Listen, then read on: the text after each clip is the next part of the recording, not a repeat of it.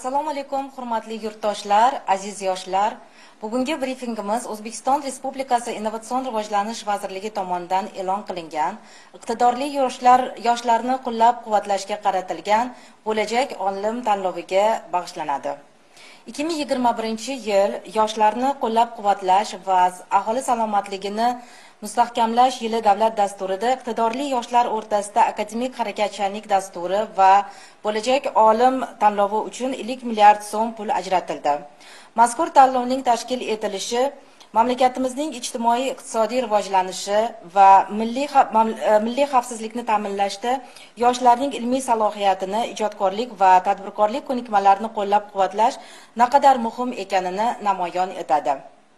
Aprel oyining oxirida Innovatsion rivojlanish vazirligi tomonidan bo'lajak olim tanlovi e'lon qilindi va mazkur tanlovga hozirda hujjatlar qabul qilinmoqda.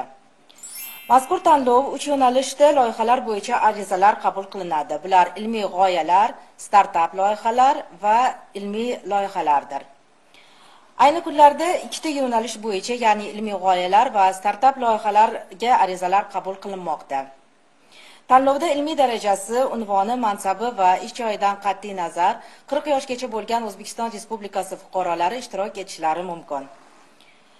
Bunda bitta ishtirokchi faqat bitta loyihasi bilan qatnashishi talab etiladi. Bir fuqaroning tanlovning 2 yoki 3 ta yo'nalishi bo'yicha loyihalari moliyalashtirilmaydi. Hozirda Innovatsion rivojlanish vazirligi huzuridagi Yoshlar akademiyasining 3 ta W Yoshlar akademiyasi.uz saytining tanlovlar rukniga arizalarni yuklash mumkin. Har bir hujjatni yuklashda texnik parametrlar ko'rsatilgan bo'lib, ana shu texnik parametrlarga ahamiyat berishingizni istab qolardik.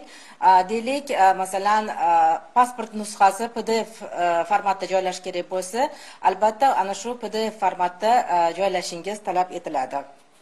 Ta'kidlash lozimki, bir kalendar yili davomida e'lon qilingan tanlov doirasida g'olib deb topilgan talabgor shu davr ichida navbatdagi tanlovda ishtirok etishiga yo'l qo'yilmaydi. Tanlov doirasida ilmiy g'oyalar asosida maket yoki prototip yaratishning hamda ilmiy va startap loyihalarini amalga oshirishning eng ko'p muddati 1 yilgacha bo'lishi mumkin.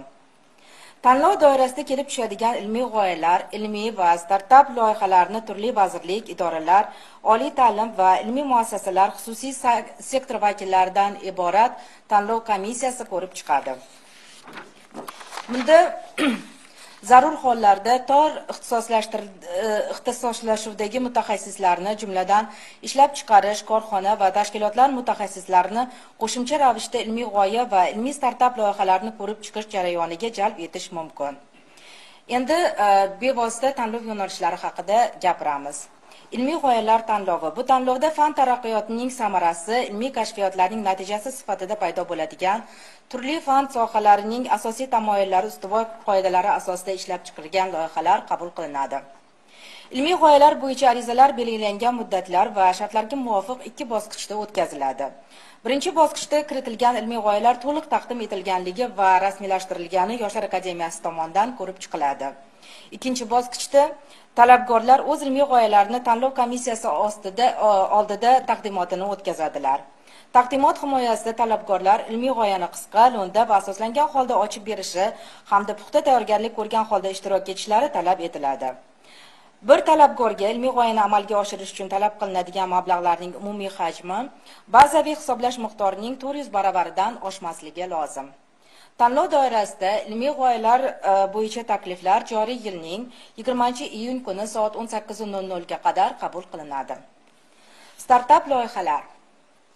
Amalga oshirish xavfi yuqori bo'lgan sharoitda yangi mahsulot yoki xizmat turini yaratuvchi innovatsion ishlanmalarning qo'llanilishi, ko'lami va tez sur'ati bilan farqlanadigan yangi biznes loyihalarga startap loyihalar deb ataladi.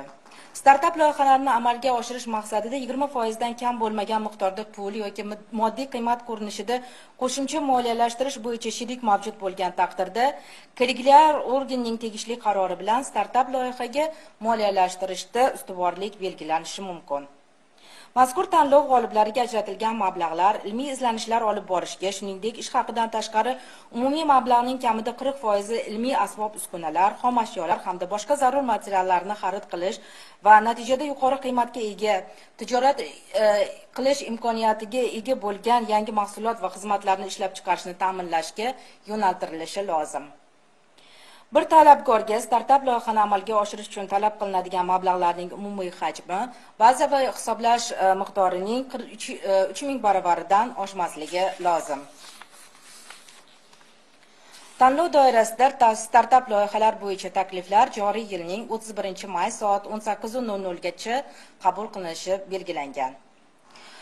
Mana shu tanlovlarda g'olib bo'lgan yoshlar albatta akseleratsiya jarayonlaridan o'tkaziladi, ular o'qitiladi va xorijda malakalarini oshirib kelish imkoniyatiga ega bo'ladilar.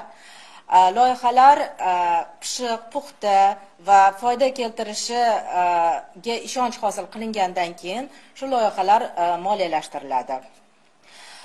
Tanlovimizning yana bir yo'nalishi bu ilmiy loyihalardir. Tanlov doirasida e'lon qilinadigan ilmiy loyiha mavzulari Yoshlar akademiyasi tomonidan davlat boshqaruv organlari, xo'jalik birlashmalari va mahalliy davlat hokimiyati organlari, ilmiy faoliyat subyektlarining asoslangan takliflari, iqtisodiyot tarmoqlari va ijtimoiy sohaning mavjud muammolari asosida shakllantiriladi. Hozirda ilmiy loyihalar mavzulari shakllantirish jarayonida bo'lib, tanlovning bu yo'nalishi joriy yilda e'lon qilinadi. Innovatsion rivojlanish vazirligi barcha ilmiy va innovatsion faoliyat bilan shug'ullanib kelayotgan iqtidorli yoshlarni mazkur tanlovda ishtirok etishga chorlab qoladi. Tanlovda ishtirok eting va vatanimiz ravnaqiga o'z hissangizni qo'shing. E'tiboringiz uchun rahmat.